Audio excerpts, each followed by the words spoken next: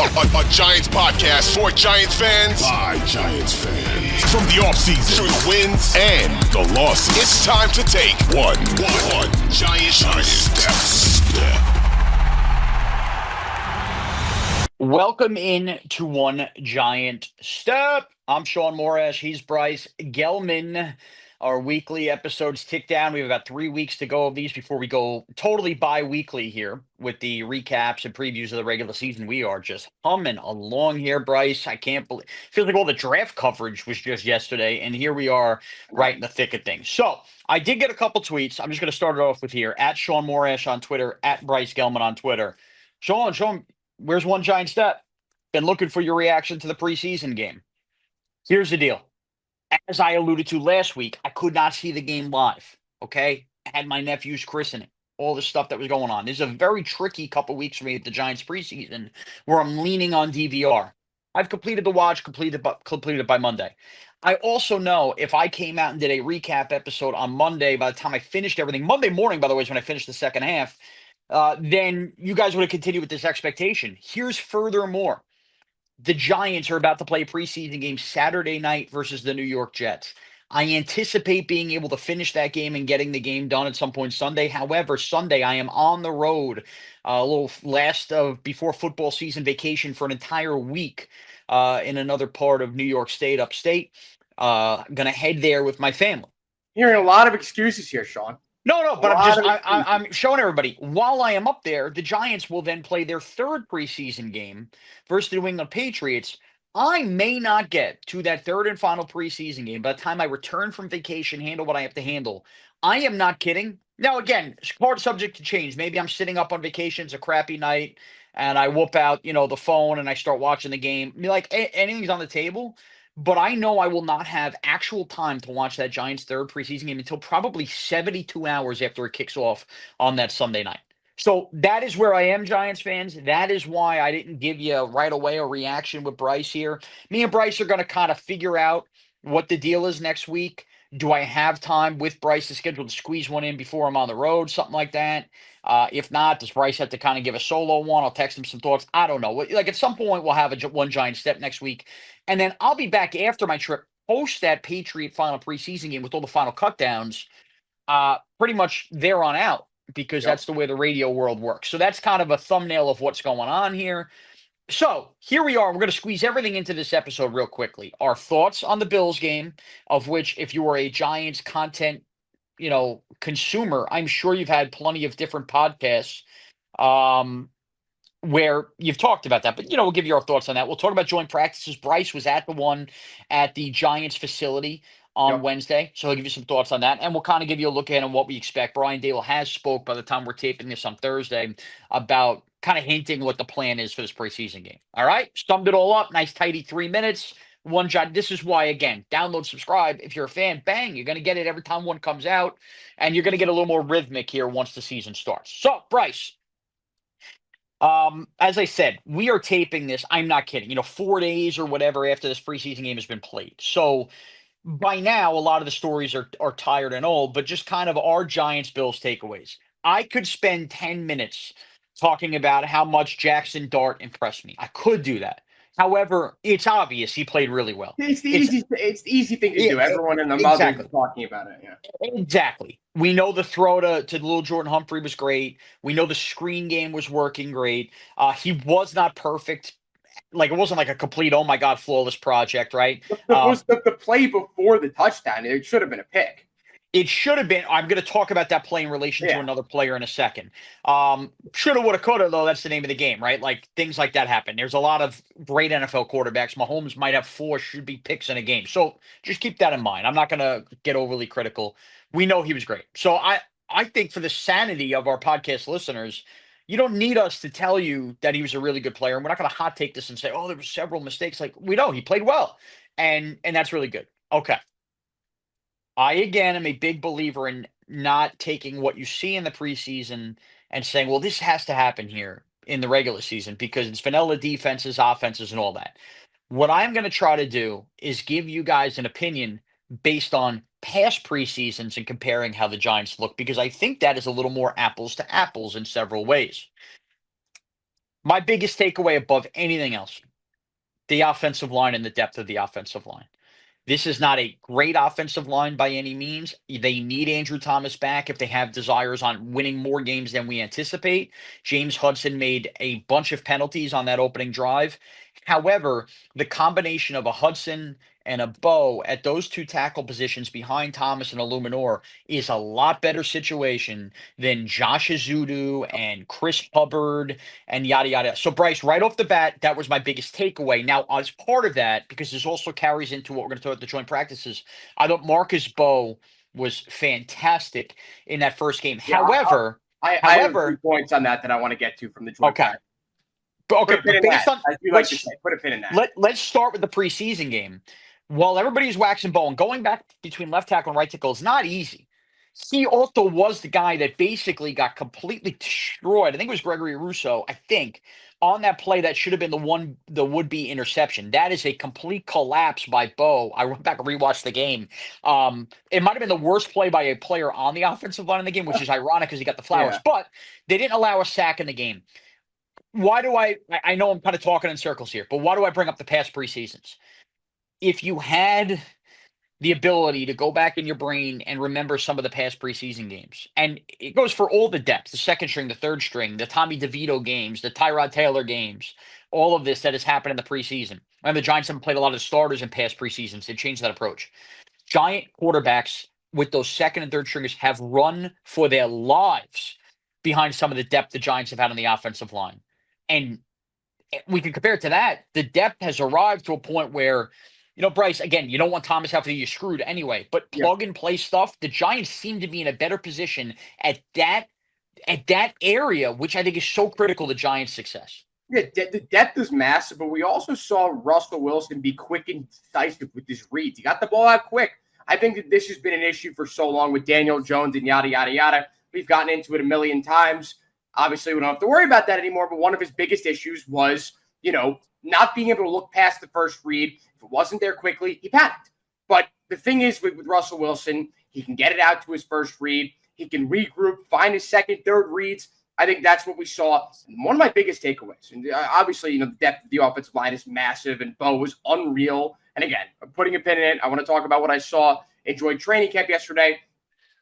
Theo Johnson is going to be a huge factor in this offense this year. A huge factor. Russell Wilson, in the few throws that we saw from him in that first drive, he looked for Theo Johnson multiple times. Like, Theo Johnson, we've been talking about him for a very long time. He's got the size. He's got the intangibles. He didn't have the quarterback, Shaun, and I think he has that quarterback. And, here's the other thing. Dart threw to Dulcich a lot. He threw to him a lot. So here's the thing. Russell Wilson, listen, obviously, we can talk about it, day in and day out on this podcast of when Jackson Dart is going to eventually start, but they might establish a great rapport that we are talking about years and years down the line.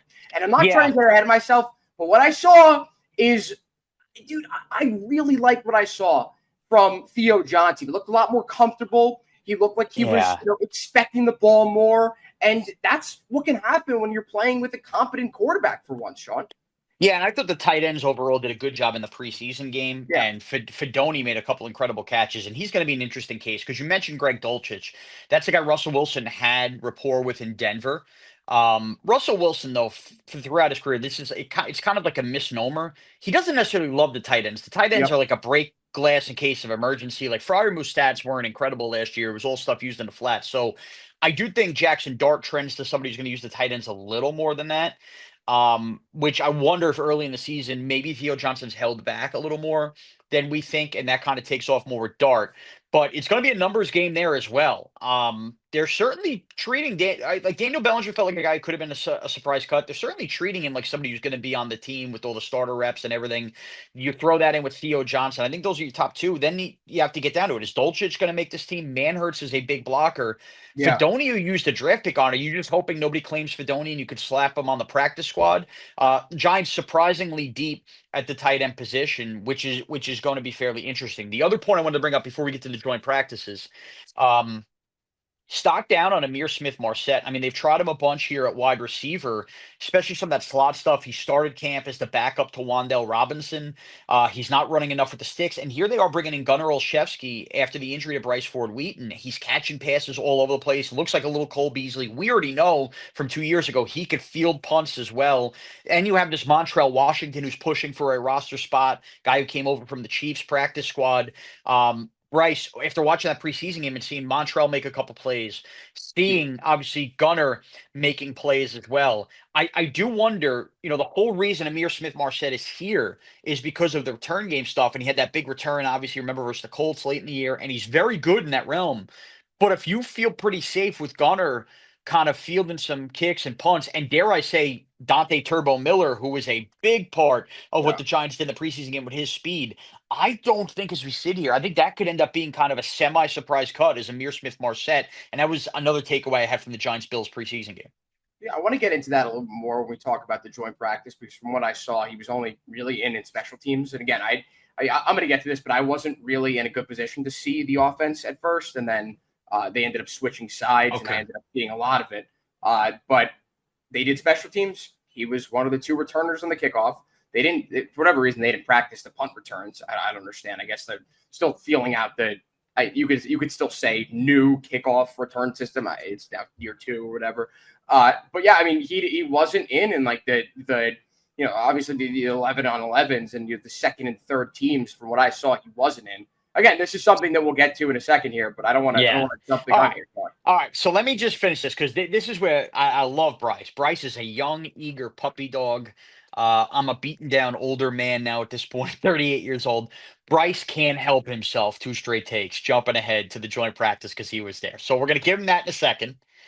Wan'Dale Robinson also in this preseason game, just an interesting put a pin in it note. No Slayton, no Neighbors, the Hyatt stuff, which I think is going to be a story for another week from now. Yeah. I don't think he's going to be on the 53. I think LPG tweeted something pretty ominous about this.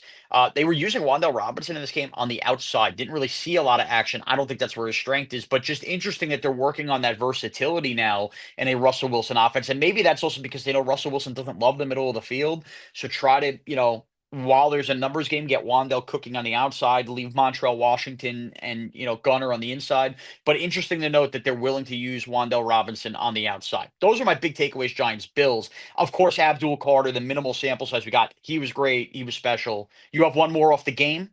One more. And it kind of ties into what I was saying last week. I got a little flack on it in the YouTube comments. Deonte Banks. I thought he played well Saturday. Played well. The one defensive player that stayed in for the entire first half. Yeah. And I noticed immediately. Definitely. Well, look, they're sending a message. Also a numbers game. He played both him and Flott's snaps. Here's the thing. I think there's definitely a stock down on Banks. It's seriously trending towards the idea of like they know that this was a Wink Martindale pick, and I think they're using to do this. Deonte Banks still cannot turn his head around. But remember, in the NFL. Wink Martindale or not, he sucks. Okay. Can you hear me out? Can you hear me out? Can you hear me out? I don't think he's a good corner. So, but I also have to say this: not turning your head around is not a penalty in the NFL, and I think people get this very confused. His not turning his head around is going to hurt him at times. It's not a good habit. We're not going to no. say, "Oh, it's okay." We don't again. But this is why I've eliminated from ever considering him as a number one corner.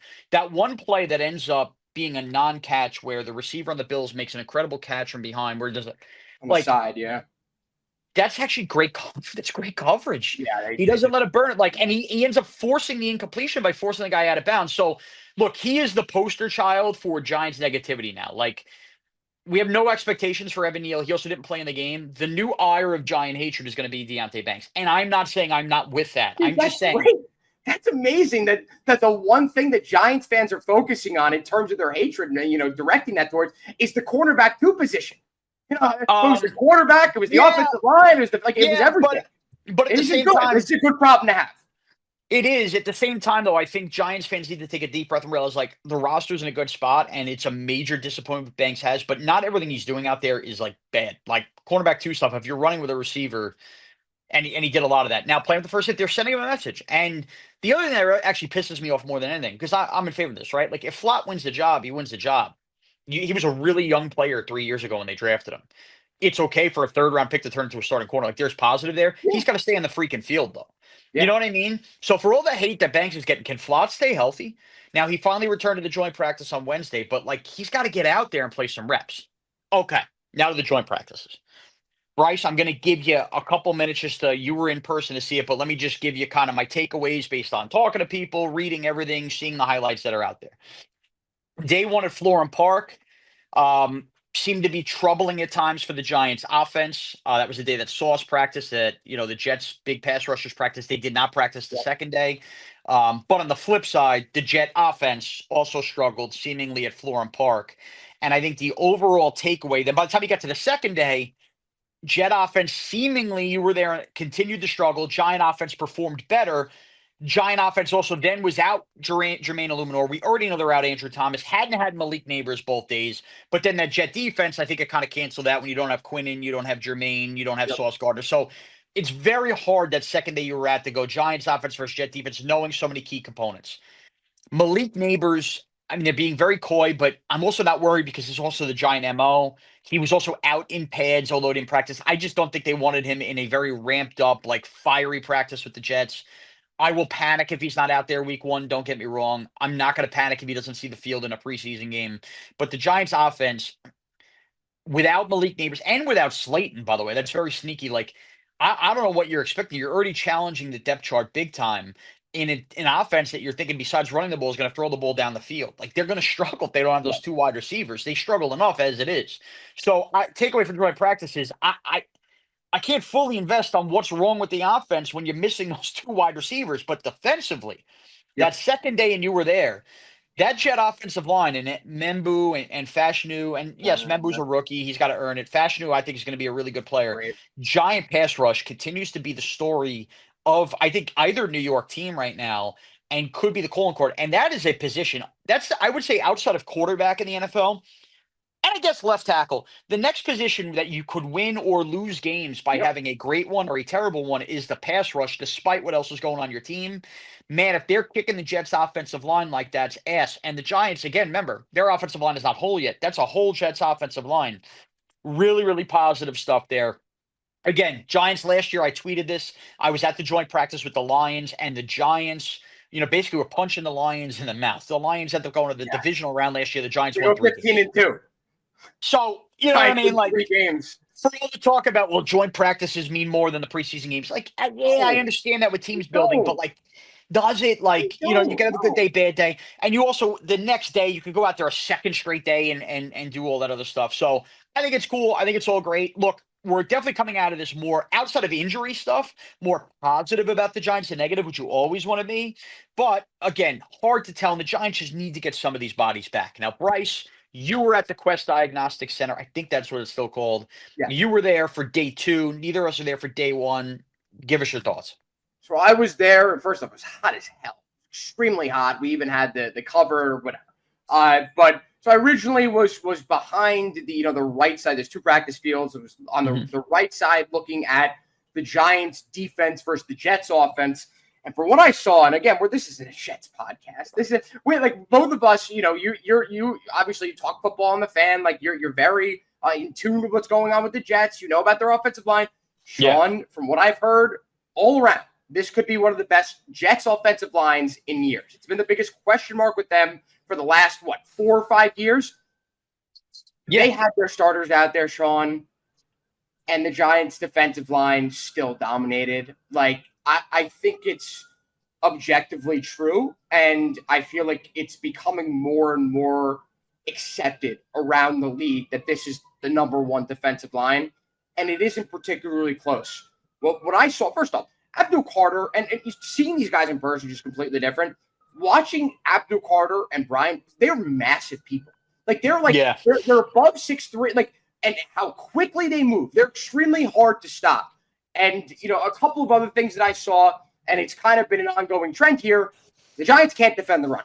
Braylon Allen broke away multiple times on long runs. At the same time, they prevented any big plays down the field from Justin Fields. I think that you could look at that 2 different ways. Is that Justin Fields or is that the secondary?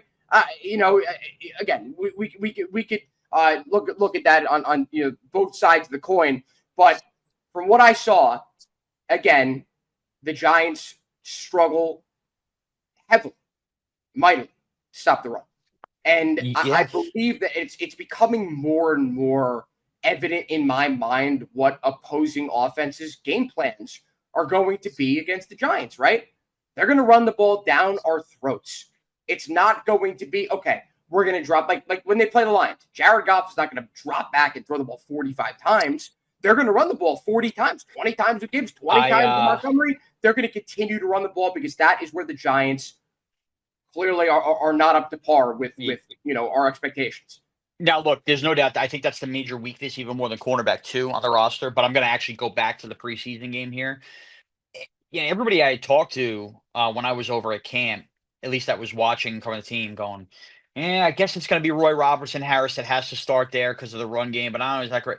He was awesome at swallowing up the run in that Buffalo preseason game. And I think that's got to be the bread and butter for the Giants early in the year is those first and second downs. Again, the guy is not Aaron Donald, I understand. But playing next to Dexter Lawrence, you can't fool around with the good story last year that was Elijah Chapman. He's part of the reason your run game stunk last year because you're plugging this little, 260-pound tackle in there. He's tiny. He's not going to stuff the run. Not going to stuff the run. I don't think Ledbetter's going to be there. It's a shame. Davidson. Yeah, and it's a shame because Darius Alexander is just having a bad camp. He's not up to snuff as a third-round pick. One other thing. Dexter Lawrence and Darius Alexander were having a conversation on the side. I heard that too. Like Dexter Lawrence clearly trying to help him there. And look, Darius Alexander, 3 weeks into his first training camp out of Toledo, is not a bust. Yeah, I mean, listen, people are panicking like crazy about it. But I do think when you think about the Giants' trouble stuffing the run game and D tackle too, I think when you spent the third-round pick on him, there were fans that maybe had high expectations. Hey, man, right away, maybe get a third-round pick playing there. That's not going to be the case. It's already too late from the start. So to talk about the run game woes, look, man, if Roy Robertson Harris gets hurt for this team, I mean, that's a scary proposition. Yeah, that D tackle 2 spot is already a problem to begin with because it's not like this guy, again, is a big Pro Bowler, but he's a veteran in the league that can at least swallow the run. If your base package has him and Lawrence healthy and you're rotating the edge rushers, and McFadden's had a good camp, Okereke's going to be there, they shouldn't be a great run defense, but they should not be a sieve. They become a sieve when it's Alexander on the field, when it's Chapman on the field. I'm sure you saw plenty of that. I would love to know that Braylon out who was on the field at the time, but that's going to be an issue. And we've seen it. I think almost every single Giants beat writer has put this out there, just reporter in general and whoever you follow. Abdul Carter's been used a lot on the inside. Yeah. Specifically next to Brian Burns. And, dude, that's a cheat code. But a lot of that is they get to the quarterback. A lot of that is passing situations, though, as it should be to try to get all three. Is Abdul Carter going to be able to stop the run? I don't know. And your boy, very high on that, Your boy Kayvon, who you can't wait to criticize, was kicking the Jets. You want to pay the guy $25 million a year? Not paying a quarterback. Third edge rusher. Hey, all I know is the best Giants Super Bowl teams had 3 big-time edge rushers, and that's you don't want to. Paying O.C. Umenyiora $25 million a year? Guess what? Brian Burns has to miss a game or 2. Abdul Carter has to miss a game or 2. What are you going to do after that? So that's, lean into it. All right. Spinning ahead here. Giants-Jets week, Saturday night. Brian Dable spoke, basically hinted that starters are still going to play despite the fact that they had joint practices. Neighbors won't play. He hasn't practiced enough. Dexter Lawrence, I would use sparingly. Obviously, Andrew Thomas isn't back. Next week is going to be a discussion on Andrew Thomas. If we don't see him back on the practice field, I'm going to start to worry. Again, I don't mind them not rushing him along because he's that important, but I will start to worry. I say that to say, if I could kind of map out guys that would bother me the most if they got injured on this team, I don't think I'm going to see those guys Saturday. So, when talking about injuries being a big concern, okay, yada, yada, yada. Yeah. I do like the idea that the rest of these guys, including the rest of the offensive line, including this defensive line that I want to see continue to have chemistry, including the linebackers, including the secondary, which I do think it's important for Adebo and Holland, although Newman got banged up at the practice yesterday. I think it's important for those guys to get out there, continue to have cohesion. I said this a couple weeks ago. I'm glad the Giants have actually followed because I almost didn't expect it. The slow starts they've gotten off to the last 2 years and feeling like they are unprepared cannot happen. Yep. Clearly, the message has been sent to Brian Dable. He views it the same way, which refreshes me that they're not blind to this. And now the Giants seemingly are cooking along here and going to play some starters. So we'll see what happens there. Yeah, it's something we debated last week of, do these guys need to play? Do they need to play more than 1 week? And listen, I do think that it helps. To what extent, you clearly think more than I do. But at the same time, if it's only going to be one drive a game, so be it. That is where to your credit, the Giants' issues lie early on in games. So get them out for the first couple of drives. Fine, so be it. That's been their Achilles heel. They look unprepared. So let's see them prepared. That's it. And continue to give Dart after that as many reps as possible. Exactly. With all due respect to Jameis and Tommy DeVito in the meaningless second half. And their stuff is negligible. Just give Jackson Dart enough stuff. I mean, Jackson Dart's probably the only other one that if he got hurt, I'd be devastated because you're waiting to see him at some point this year and his stock's up. But that's what I'm looking to see. All right. So look, again, me and Bryce will talk. We'll figure this out. Maybe we could punch one out depending on schedule before I leave. If not, we'll figure out some way or shape or form to get you a one giant step next week. Then after that, I'm done with vacations. After that, you're not going to get an immediate one after the Patriot game. We'll crush one out at some point that week. Then we'll wait for those final cut downs if they already haven't come. We'll have the roster set, and then we will embark on this journey on one giant step, giving you 2 podcasts a week. At Bryce Gelman, at Shaun Morash, Twitter, X, the whole deal. Go to YouTube, FAN's page there on YouTube. Check us out there. Anywhere podcasts are available, including, by the way, my daughter now, trying to get her ahead of kindergarten to stop needing me to freaking, she'll sleep on her own. I don't know if parents have dealt with this, but she needs me to lay with her for 10 minutes till she falls asleep before I leave. She has this weird thing. We're trying to break that. We're trying to get off it. So she said, I just need to hear your voice, Daddy. I said, Alexa, play One Giant Step. Bang, me and Bryce's voices popped up. That easy. All you have to do is tell Alexa. It dawned on me I should be promoting this more. If you need your kids to sleep, those clicks count for us. Just put on One Giant Step, fall asleep to it. Who cares? I don't care if your kid doesn't like it. Maybe your kid will learn something about Roy Robinson Harris. Maybe. Or maybe they'll just fall asleep and we get the play out of it. Do that. At Bryce Gelman, at Shaun Morash. Thank you, everybody, for taking one giant step with us.